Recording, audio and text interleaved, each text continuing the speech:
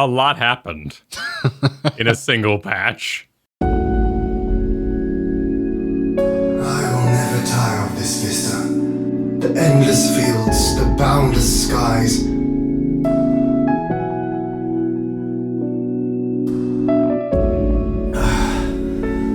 how you did that?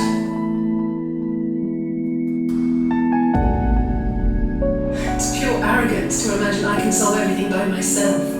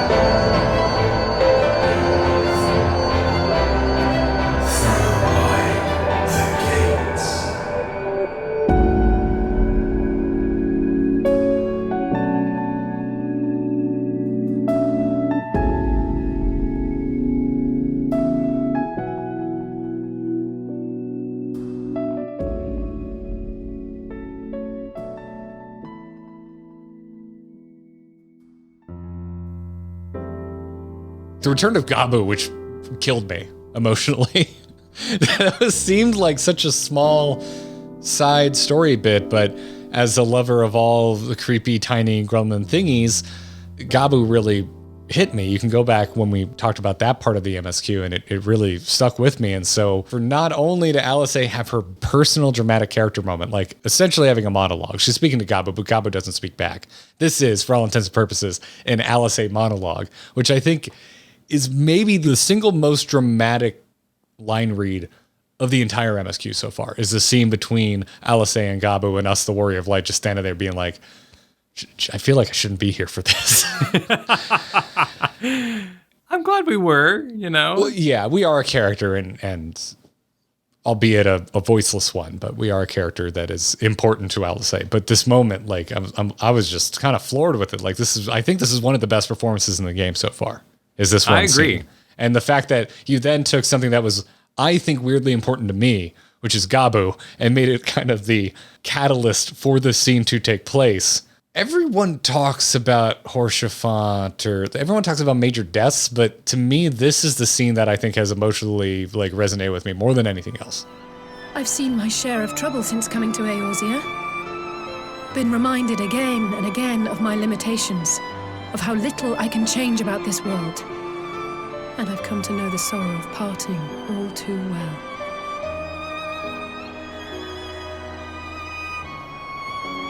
But to have the people I hold dear struck down before my eyes and be powerless to help them, that I cannot bear. Gabu represents the reason the Scions exist. Otherwise, we just have the Grand Company armies because we're fighting a war.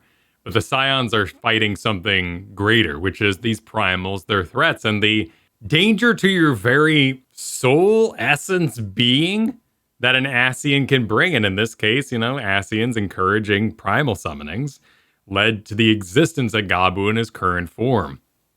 And we've grown alongside Alisaie by doing Coils of Bahamut. We got those little custom lines when we talked to her under the stars there.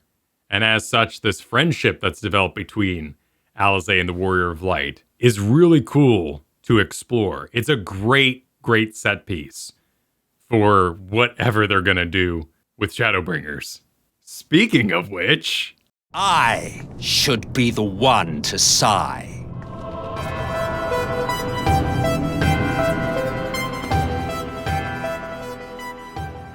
we head to the Emperor's throne room where we see a Realm Reborn model looking a little crunchy next to Xenos. A little crunchy next to Xenos. Looks like it's from a Dreamcast game compared to the character we're about to meet.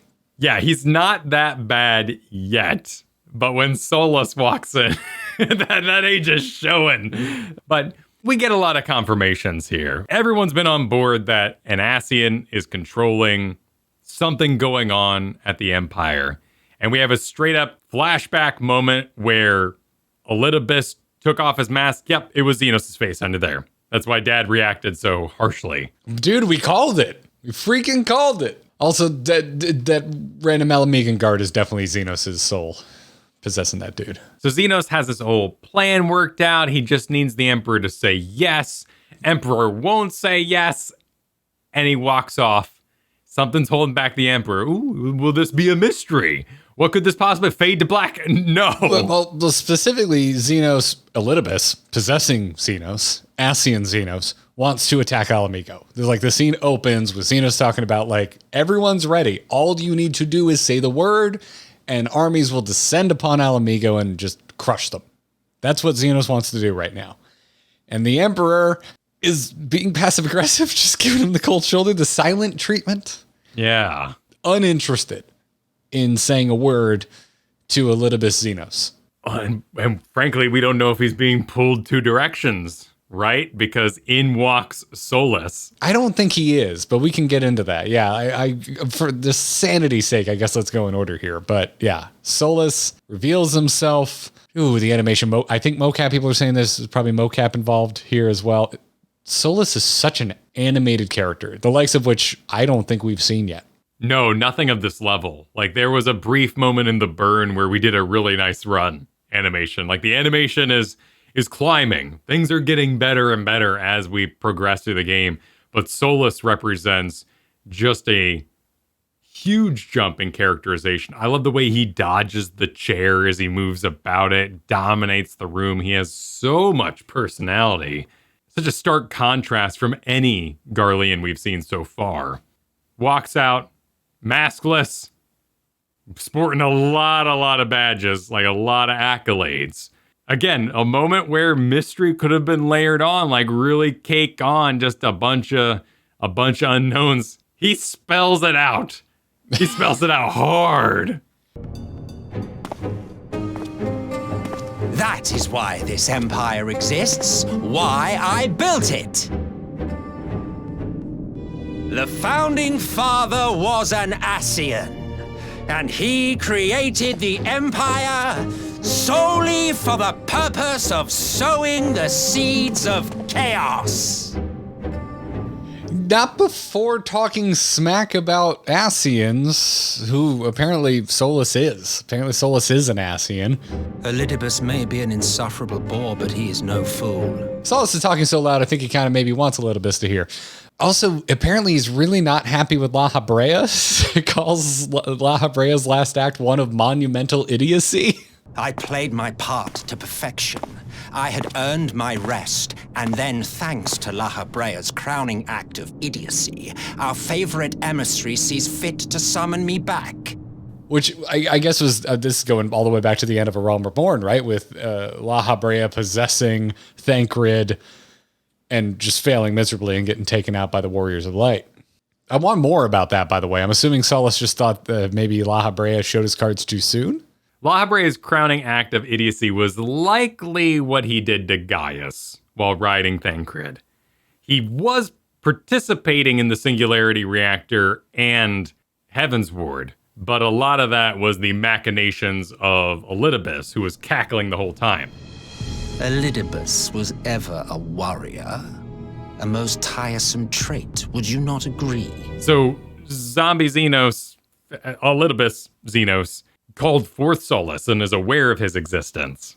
But Solus finds most Ascians troublesome, which might suggest that Solus is Zodiarch, like embodied. I don't know if it's that literal. To me, it almost felt like Solus had just decided, I can go take a break now. The Empire's been built. I can go rest. But he's so unhappy with how shit has played out between La Habrea's failure and also, I guess, not completely agreeing with what's going on with Elidibus, saying, well, because of these two idiots, I had to come back and oversee stuff myself. That's the vibe I'm getting. Right, he set this all in motion. there's so many questions here about Solus being Garlean, but also young. Like he's showing up not at the age Grandpa should be. Well, he's essentially immortal.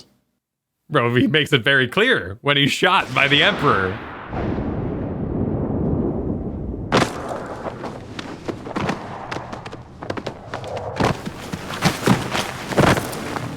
You fiends are overfond of your own voices.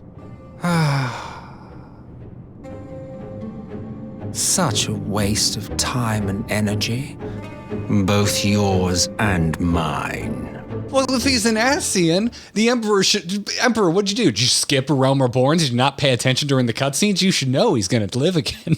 Something tells me this is just normal behavior between these two. This is just some family drama, right? Like, and not skipping a beat, Solus just gets right back up and starts talking again, not even acknowledging the fact that he went down. Just materializes. Yeah, I have so many questions. Like, I am unclear which came first, Solus the Garlean or Solus the Ascian, or if they are one and the same, right? Like, did there exist just a Garlean named Solus who then became possessed by an Ascian, and that created the character of Solus we just met? Or was he just always an Ascian? We haven't seen the other Ascians with their masks off, right? We haven't seen Elidibus or Laha Barea with their mask off. Do they all just have third eyes? Did an Ascian cross over to this like plane of existence permanently in a physical form and then, I don't know, start making babies? Like are all Garleans descended from an actual physical Ascian? He spells out that he created the Empire for this very purpose, even going as far as to say the founding father was an Ascian and he created the Empire solely for the purpose of sowing seeds of chaos. But earlier, he says, if aught threatens the balance twixt light and dark, it falls to you to remove it. So chaos, balance. Now we don't even know what the Ascian's objective is. I thought it was just to bathe everything in darkness and get sweet void victory. But Solus is suggesting that chaos helps maintain a balance that should exist. It's another place where fuel is being poured on my personal fire that I think we're dealing with, like maybe a faction split within Ascians and what they believe should be done. I think we're about to learn that we need balance at all costs. I think it's already been rather obviously hinted at, right? Because we fought the Warriors of Darkness. We've seen what happened. Because Warrior of Darkness, their world was consumed by light, not by darkness. So too much of either is a bad thing. I think we're about to be faced with that very bluntly. That we, the Scions, and the player character of the Warrior of Light, we are going to come to a realization that we need to aim for balance as well. Because we were just aiming for an imbalance. We were just hatching a plan that was going to defeat the Garleans. Just put them in the ground, stop the Ascian threat, and that would have caused an imbalance. And I think that's why we've been interjected with by some other unknown force. I think the Garleans and their Ascians that they are aligned with, they think the answer to balance is chaos. Like through an iron fist, let's make sure things don't get out of balance. And I think eventually us and whoever this unknown factor is, we're going to also strive for balance, but through a more peaceful solution. And he might describe this here in his final line. Ours is a struggle to restore both mankind and the world to their rightful state. Viewed thus, our goals are one and the same. Which could suggest the remerger of Hydaelyn and Zodiark as one being, which might also collide all the stars together, which of course would destroy everything and everybody, but hey, maybe the Ascians really would like that.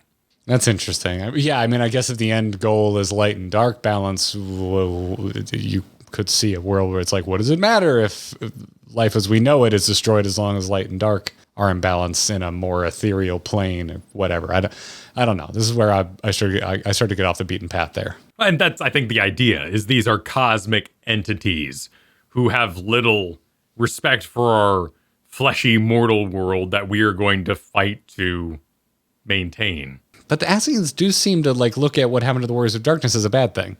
Like you've got a Knuckle-Eye who was essentially saved by Elidibus and then brought to our world. Possibly to sow chaos, though. Which maybe chaos just is the answer. And that's why Elidibus always feels like he's winning. Because he's always being weird. Okay, well, yeah. So I guess to simplify this, I think chaos is their strategy. To maintain balance. To a goal that we should probably share. But I don't think the Scions are going to want to go about it through chaos. Like the Garleans want to do it by controlling everybody with an iron fist. And we don't want to do that. We want people to still have agency. We want nations to have freedom. It's a very classic tale in that sense. That's where my head's currently at. Do you disagree? Where's your head at? What do you think the state of things is? That sounds accurate for the information we have. It is very difficult to pull off a proper ending to such a cosmic threat. And if they want to go for it, yeah, I have a lot of trust. But that's a tough end I've seen trip a lot. Even Gellion being one of them. Okay. I didn't think about that. I was thinking like World of Warcraft. I don't love it when they go cosmic. I definitely am not a fan of when they try to tie back into stuff that happened in the past that they clearly didn't tee up ahead of time. Looking at you, Jailer. StarCraft 2 would be way more kind of on that path. Right? Yeah, I don't tend to like cosmic war endings to anything. I like when things are a little more grounded, but Final Fantasy's been sowing the seeds since the very beginning of A Realm Reborn. Like we've had the Ascians crossing over and causing issues, and we've been aware of Hydaelyn at the very least since the very beginning. So we've been aware from the onset that we're dealing with these powers from another realm, right? Like at a very basic, like we're talking, mile wide view of things. So I'm not as pre-concerned here as I think I would be in other places. When we look at other fictions that have let me down when they take things too cosmic, it's because they started really grounded and relatable. And then towards the finish line, they just blew things up to a massive scale. And I was like, I was here for the characters, not for it's time to go fight God. We've been fighting God since freaking A Realm Reborn, man. Like, bring it on. If any game could do it, it's this one. The reason why I'm attempting to predict and process what they're laying down is because I have a feeling they're going to stick this landing, and I'm extremely curious how they're going to pull it off. We also get a little nod to Alec because Solus is like, he clearly thinks very high of himself, but apparently thinks even higher of Alec. He talks about them and how everything he's accomplished is still nothing compared to Alec. To that end, I have labored long and hard, and I must say I am quite pleased with my handiwork, paltry though it seems in comparison to Alec. Interesting. Yeah, so here's someone who's still... Because I view Ascians, they're like a otherworldly being, but Allegans they hailed from Eorzea, right? That's the vibe I'm getting, but I feel we have a lot of mystery. We definitely have a lot of mysteries to solve. Catman is still in the Crystal Tower. That's fair.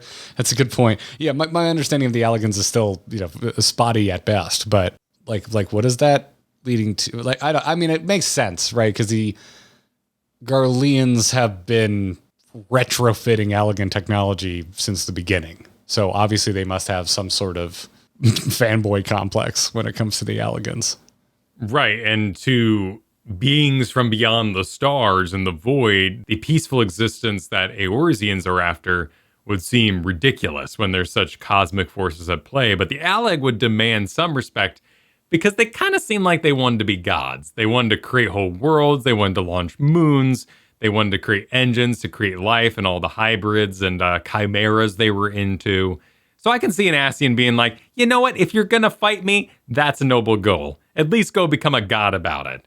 Don't just farm and have a happy family. It's a good way to look at it. Before we leave Solus, to answer everyone who was like kind of hyping him up, I'm very interested. I liked Xenos. Hot take, Kyle. Final Fantasy XIV does not start with the most interesting villain.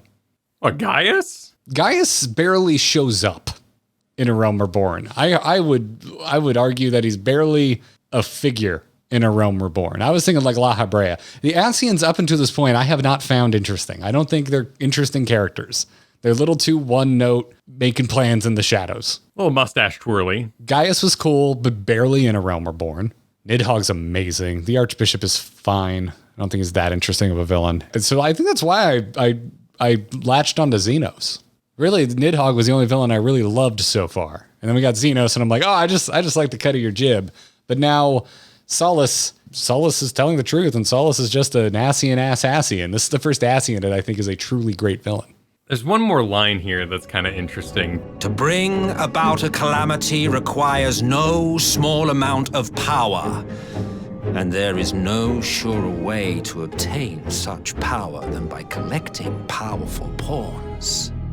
Okay, this goes a little deep because we know calamities happen when stars are destroyed or merged.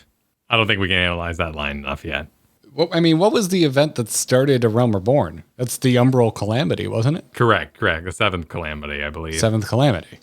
So we've had 7 of these things. Right. We're only intimately aware of the 7th one. I mean, getting to ride another calamity would be a pretty good expansion. And I mean, the last one was brought about by Bahamut. Which was the Dalamud construct brought back by the Garleans using Allagan tech. But we can now believe that was orchestrated by Solus. Maybe not personally, because he took some amount of time off. We're not sure how long he's been resting. Yeah, we know there was an emperor that predated Varus. His death is mentioned at the end of A Realm Reborn, and that's where we get our first look at Varus, which is why he's an old Realm Reborn model. Yeah, I don't know. It sure seems like calamities happen when you collect a bunch of primals like Pokemon. Doesn't seem like a very balanced thing to do either. Seems like a very chaotic thing to do. So that suggests I think they're trying to merge all the worlds. I'm not there mentally. That's not. I don't think I have enough information to make that leap in calling it. But that would be interesting. I mean, there's not that many worlds left, though, right? They keep going out. Yeah, we have dying stars and desert stars and all this sort of thing. The stars are not doing well outside of Star Prime that we're chilling on. Either way, Solus's introduction is amazing. And I'm curious to see how they use him. Is he going to be a figure watching over us, like teleporting around? Is he going to be a villain off in the distance? He doesn't seem like we're going to fight him necessarily. Is he Endwalker material? Like, we have zombie Xenos to deal with. We have an Emperor to deal with. Solus is secret. Everyone believes that the Emperor is the Emperor and in control. Yeah, but I at this point, I don't think you can show Solus and make so apparent the power structure and then, okay, time to go fight the Emperor, who doesn't matter. He's a pawn. He's a puppet. He is just doing what Grandfather says. Although there is something to be said that, like, there's still a mystery here on what the hell's going on with the Emperor. He doesn't seem like he wants to go along with this. Mark me, Ascian.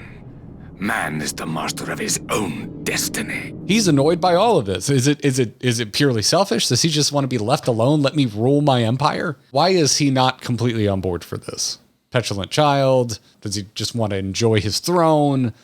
I don't really know the Emperor's motivations at this point. But they also don't seem particularly important after this, because the Emperor no longer seems like the biggest power in the room. Actually, he isn't. We know for a fact he isn't. No, he just says yes. The whole point of him is to say yes to all the plans that happen around him via Ascian control. So he could become an ally. You know as well as we what will ensue should these insatiable creatures be allowed to roam free.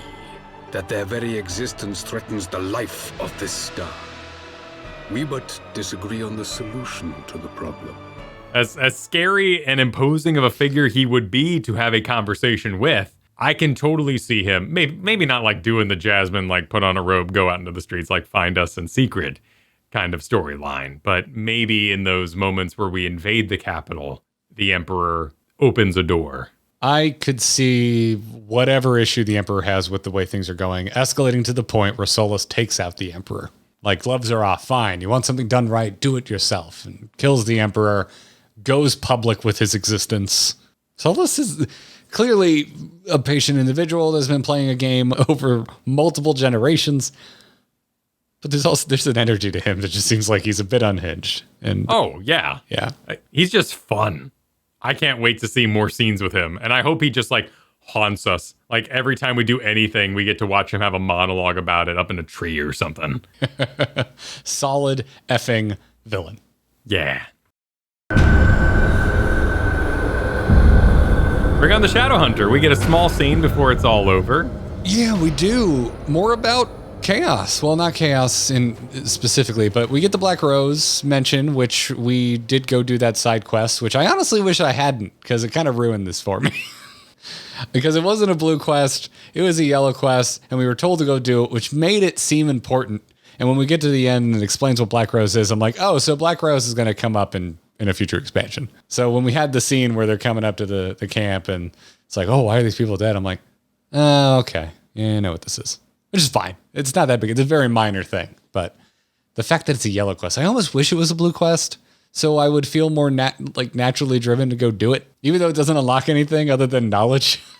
It's a bizarre side quest, and it seems so essential and unessential at the same time. It's a weird offshoot. This is hashtag streamer problems. And Black Rose seems like a really bad idea, particularly after what the Griffin did. Like, isn't this how you get primals?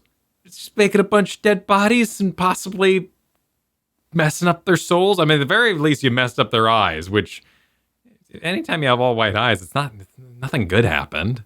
Yeah, I'm a little uncertain about that one, but it's, the Shadowhunter kind of simplifies it here by saying, hey, they just want to sow strife and discord. That sounds a whole lot like a synonym for chaos. Yeah, man, that sounds like an Ascian plot. Yeah, so at this point, Alphino gets given a pretty specific motivating factor in the scene, which is stop the Ascian plot of using Black Rose.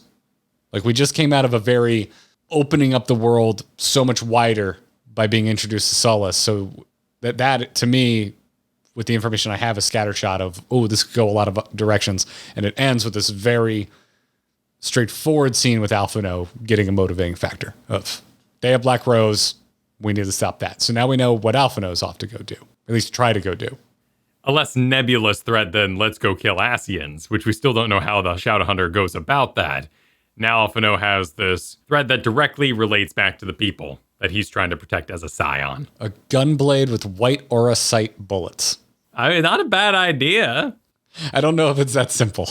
I'm pretty sure it isn't. If I had a gunblade and I wanted to kill Ascians, I'd want to talk to Moonbreeda about it. Rip Moonbreeda. So Kyle, did 4.4 live up to the hype? I mean, it certainly made me interested. I wouldn't put this game down, except I have to make videos about it. So this is my jam, man. I love creepy shit. I love things being mysterious in cosmic ways. A Realm Reborn is the part of the gymnastics show where they put up their hands at the front and, you kind of wave to the judges. Heaven's Ward Stormblood, we were doing some cartwheels, but right now we're like launching into midair. And if you can stick this landing, because you are making lots of promises, game. Like, this is some cool shit you've come up with. This is a clear step up. The foot is now on the gas, and it's very clear to me. I would say most of 4.4 wasn't super clear. Like, it looked like we were going some cool places, but it still, in a way, feels like a cap on Stormblood. More so than I expected it to. And I'm particularly looking at the Azim Step stuff for this. That felt like a little bow, a little goodbye letter to Stormblood. And if this is where we're going, if what we saw in the throne room scene with Solus and with the Emperor and with learning a lot more about the Ascians and just how damn long they've been pulling puppet strings in Eorzea, the weird effects it's had on me is it's made me like Stormblood more.